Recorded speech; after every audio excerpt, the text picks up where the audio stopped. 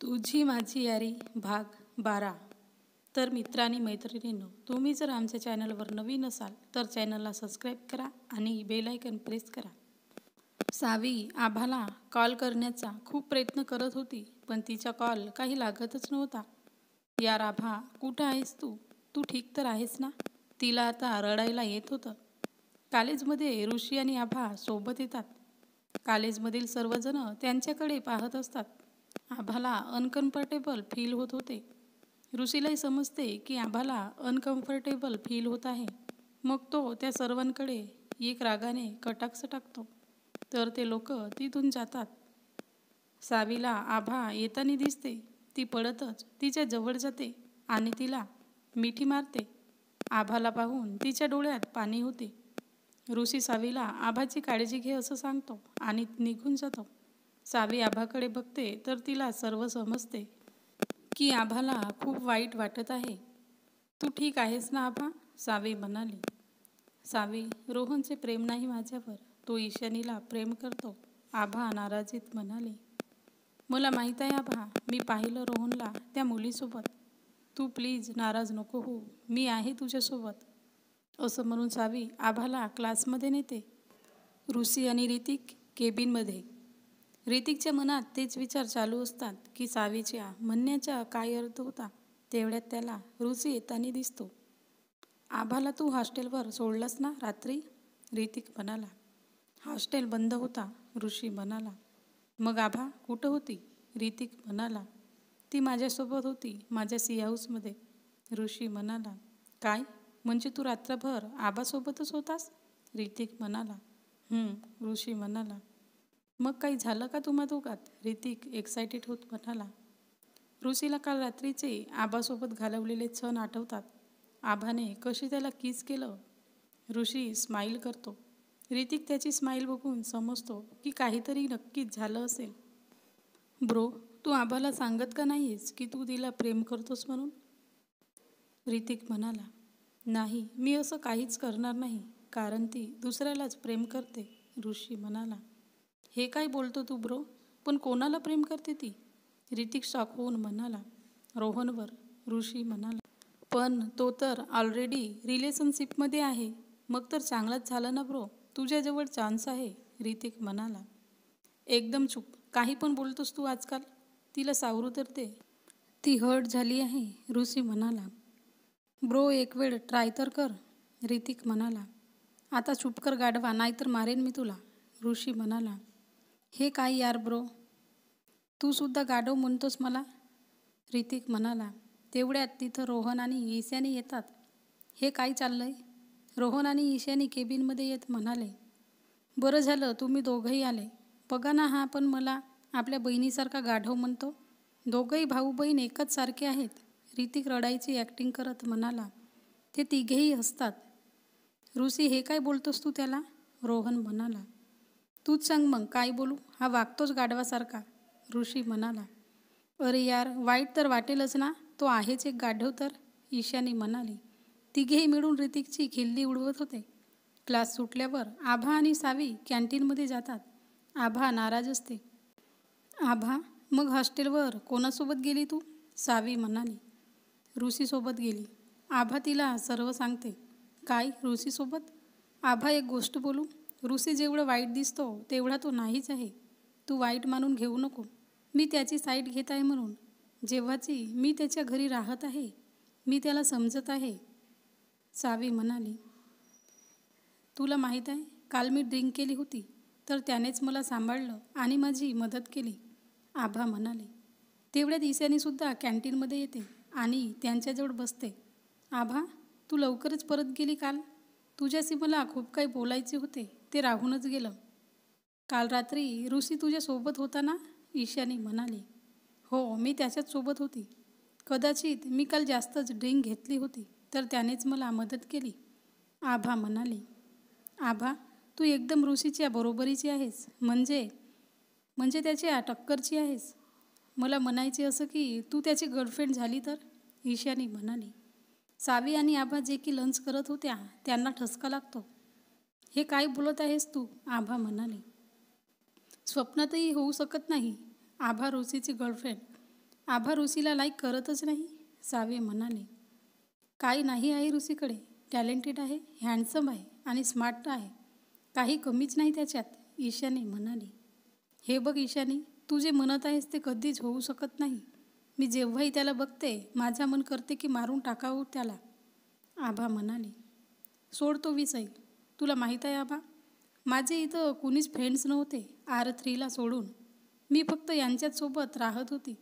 मला असं वाटत होतं की मी पण एक मुलगाच आहे. मी कधी मुलीप्रमाणे एन्जॉय नाही केली, परंतु आता मी खूप एन्जॉय करणार. तुम्ही दोघेही माझे फ्रेंड्स बनायला तयार आहात काय, ईशानी म्हणाली. आपण तर फ्रेंड्सच आहोतच, आभा म्हणाले. सावी आभाला बघते. काय खरंच वी आर फ्रेंड्स? ओ आभा, थँक्यू. रोहन खरंच बोलत होता, तू खूपच छान आहेस, ईशानी आभाला मिठी मारते. सावी आत्ताही त्या दोघींनाच पाहत होती. तेवढ्यात ऋतिक येतो. हे मी काय बघतोय, आज ब्युटिफुल मुली एकाच सोबत, काही खास टॉपिक सुरू आहे वाटतं, ऋतिक म्हणाला. आला गाढव कुठला, तुला सांगणे आम्हाला महत्त्वाचं नाही वाटत, सावी त्याला पाहून म्हणाली. मलाही बंदरींसोबत बोलू नाही वाटत, तो सावीला पाहून म्हणाला. मी तर सुंदर मुलींची गोष्ट करत आहे, असं म्हणून तो आभाकडे पाहतो. आजकालच्या गाढवाला मध्येच टांग अडवायची सवयच झाली आहे, सावी म्हणाली. अरे यार, शांत व्हा तुम्ही दोघे पण, आभा म्हणाली. मग दोघेही शांत होतात आणि एकमेकांना पाहून तोंड वाकडे करतात. ऋषी म्युझिक रूममध्ये गिटार वाजवत होता आणि काल रात्रीच्याबद्दल विचार करत होता की आभा कशी त्याच्या जवळ होती. तो एकटाच हसत होता आणि आपल्यातच हरवून गेला होता. रोहनही तिथे येतो. रोहन त्याच्याजवळ जातो. त्याला ऋषी खुश दिसत होता. आज तर एकजण खूपच खुश दिसत आहे, काही खास आहे का, रोहन म्हणाला. ऋषीला रोहनचा आवाज आला तसे त्याचे हात गिटारवरून एकदमच थांबले. मग त्याला आभाची ती गोष्ट आठवते की आभा रोहनवर प्रेम करते. काय झालं, असं अचानक का थांबलास? किती छान वाजवत होता तू गिटार. ऋषी, काल तू आभाला त्रास तर नाही ना दिलास आणि सुखरूप सोडला ना तिला हॉस्टेलवर, रोहन म्हणाला. तुला काय वाटते रोहन, मी तिला त्रास देतो, ऋषी म्हणाला. रोहनला समजते तो असं म्हणतो म्हणजे याने त्रास दिला नसेल आभाला. मला माहीत आहे रे, तू तिला त्रास नाही दिलास, थँक्यू, तू माझी गोष्ट ऐकलास, रोहन म्हणाला. तू ईशानीबद्दल सोडून त्या आभाच्याचबद्दल का इतका विचार करतोस, ऋषी म्हणाला. कारण ती माझी फ्रेंड आहे, रोहन म्हणाला. हो, ती तुझीच फ्रेंड आहे आणि माझी लवर आहे. मी प्रेम करतो तिच्यावर, माहीत आहे ना तुला, ऋषी म्हणाला. ऋषी जरा मोठ्यानेच म्हणाला. मला माहीत आहे रे, पण काळजी असते मला तिची, एका फ्रेंडच्या नात्यानेच समज, रोहन म्हणाला. हे तू आपल्या मनाला विचारून सांग. तू तिला आपली फ्रेंड मानतोस, पण काय ती मानते तुला फ्रेंड, ऋषी म्हणाला. रोहन ऋषीचे असे विचित्र गोष्टी ऐकून शॉक होतो. ऋषी हे काय बोलतो त्याला समजत नाही. Of course we are best friends, Rohan म्हणाला. ओके, असं म्हणून ऋषी निघतो. आबा हॉस्टेलवर आली आणि आपल्या बेडवर बसली होती. ती एक बुक घेते आणि खोलते. तिथं रोहनची एक फोटो होती. ती फोटोकडे पाहते आणि रडत रडत बोलते. तू का माझ्या जीवनात आलास? तू माझा होणारच नाहीस तर.